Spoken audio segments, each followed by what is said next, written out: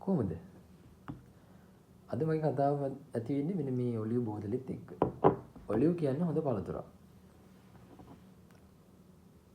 ශරීරයට ගුණදායි හොඳ පළතුරක්. ගොඩක් අය ඔලිව් තෙල් විදිහට කනවා නැත්නම් මේ වගේ ගෙඩි විදිහටත් ආහාරයට ගන්නවා.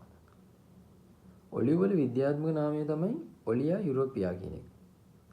ඔලිසියස් කියන පවුලට අයත් මේක ගොඩක් වෙලාවට අපිට සුපර් මාකට් එකේදී මෙහෙම තෙල් විදිහට හරි මේ වගේ ගෙඩි අසුරපු බෝතල් විදිහට ගන්න තියෙනවා. ඉතින් හෘද රෝග වලට ඒ වගේම රුධිරයේ සීනි පාලනයට වගේම තවත් ශරීරයේ තියෙන අර තෙල් මට්ටම ඒක සමපාත කරන්නත් මේ ඔලිව් කියන පළතුර අපිට වැදගත් වෙනවා. ඉතින් පාඩම් කරන ගමන් කන්න මමත් ඔලිව් එකක් ගත්තා. එස් මාකට් එකේ. මේක යුරෝ 1කටත් අඩුයි.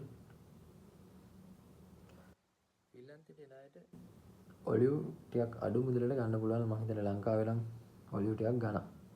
මේ වගේ පොඩි මේක ග්‍රෑම් 140ක් විතර තියෙන පොඩි බෝතලයක්. මේක ලංකාවේ මුදලින් රුපියල් 300කටත් අඩු වුණා. ඉතින් මේ කතාව ඇතුලේ ඔලිව් ගැන මම දන්න දේ වන්න ඔච්චරයි. ඔයාලත් ඔලිව් ගැන දන්න දේවල් පහලින් කමෙන්ට් කරන්න. බොහොම ස්තුතියි.